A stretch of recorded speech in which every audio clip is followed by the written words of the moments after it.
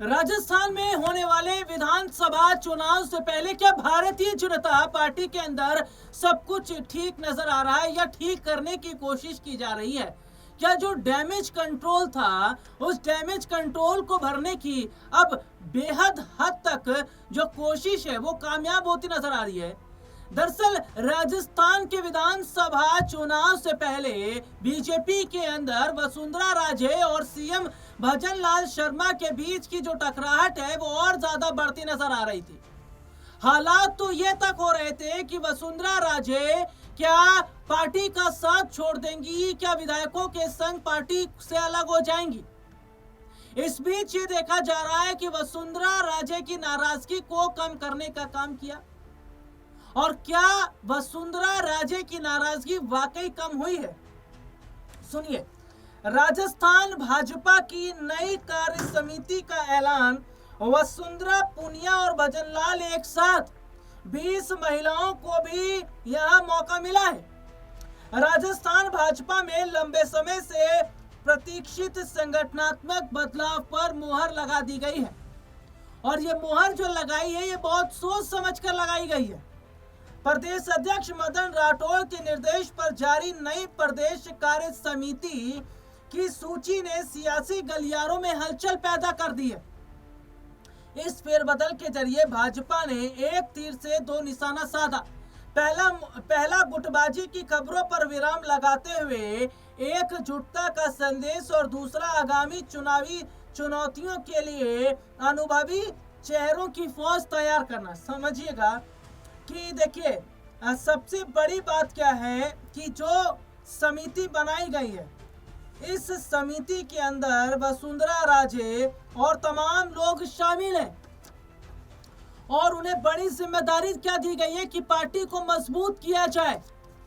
और तो और ये तक देखा जा रहा है कि वसुंधरा राजे को हो सकता है डिप्टी सीएम बना दिया जाए, क्योंकि वसुंधरा राजे बहुत ज्यादा पार्टी के लिए मायने रखती हैं। पार्टी का वो पुराना चेहरा है और लंबे अरसे से हम ये देख रहे हैं कि वसुंधरा राजे जो है वो खुलकर बगावत करती नजर आ रही थी और बीजेपी को इस बात का डर भी है कि अगर वसुंधरा बगावत कर विधायकों को अपने साथ लेकर चली जाती हैं तो इसका तो बहुत बड़ा नुकसान होगा। तो क्या जिस डैमेज कंट्रोल को भरने की कोशिश की जा रही है वो कामयाब होगी? तो मैं यहाँ पर बात कर रहा था दिल्ली और जयपुर का पावर पैक तालमेल। पार्टी ने केंद्र और राज्य के बीच मजबूत कमान बनाए रखने के लिए केंद्रीय मंत्रियों को भी अहम जिम्मेदारी दी। गजेंद्र सिंह शेखावत, भूपेंद्र यादव, अर्जुन राम मेघवाल, तमाम कई लोगों को सदस्य बनाया गया है।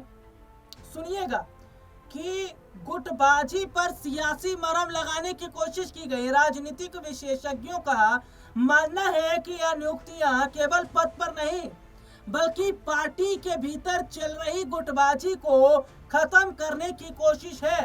सभी प्रमुख धड़ों और वरिष्ठ नेताओं को प्रतिनिधित्व देकर मदन राठौर ने यह साफ कर दिया है कि आगामी चुनाव सामूहिक नेतृत्व और एकजुटता के दम पर लड़े जाएंगे। पुराने दिग्गजों के सम्मान और नए चेहरों की ऊर्जा का यह संगम राजस्थान भाजपा के लिए मिशन 2028 की मजबूत की नींव हो सकता है। क्योंकि मैं बात कर रहा था ना, क्योंकि राजस्थान के अंतर सीट के जो नतीजे सामने आए उस नतीजों में यह नजर आया कि मोरपाल सुमन जो भाजपा के उम्मीदवार थे वो हारे नहीं, उन्हें हराया गया और बीजेपी के अपने लोगों ने हराया। ये बात जब वसुंधरा राजे को पता चली तो वो हक्की बक्की रह गई कि इतनी तगड़ी गुटबाजी, वो भी पार्टी के भीतर, और पैसा देकर हराया गया। जी हाँ, पैसा देकर हराया गया था बीजेपी के प्रत्याशी को। और सबसे बड़ी बात यह है कि मोरपाल सुमन वसुंधरा के करीबी थी और ये चर्चा हो रही थी कि अगर मोरपाल जीते तो वसुंधरा का सीएम बनने का रास्ता साफ होगा। लेकिन उसके बाद बहुत ज्यादा गुटबाजी पार्टी के अंदर नजर आई, क्योंकि वसुंधरा राजे का पत्ता वहां भी कट गया। बीजेपी के प्रदेश अध्यक्ष को लेकर भी वो सोच रही थी। लेकिन जिस डैमेज कंट्रोल को यहाँ भरने की जो कोशिश की जा रही है या की गई है, क्या इसमें उन्हें कामयाबी मिलेगी?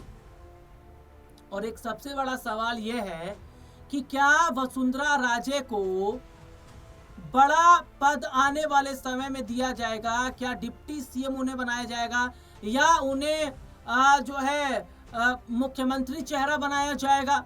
हालांकि चर्चा ये भी चल रही है कि कैबिनेट के अंदर भी बड़ी जगह दी जा सकती है, क्योंकि वसुंधरा राजे की नाराजगी जो है वो पार्टी के लिए भारी पड़ रही है, गुटबाजी वो भारी पड़ रही है।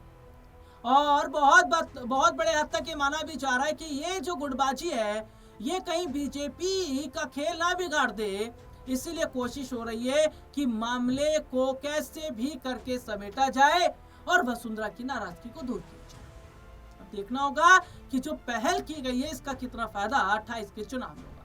फिलहाल इस प्रोग्राम में इतना।